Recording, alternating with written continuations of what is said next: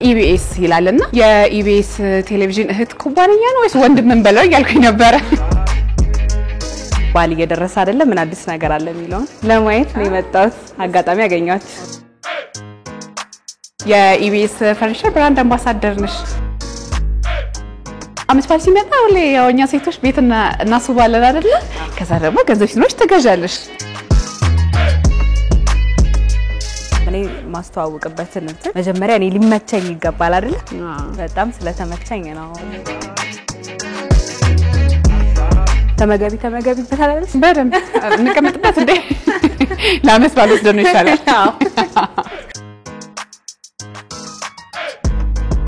ዳኒና አገኘውና በቃ ቁጭ አልኩኝ አልወጣም እያልኩት ነበር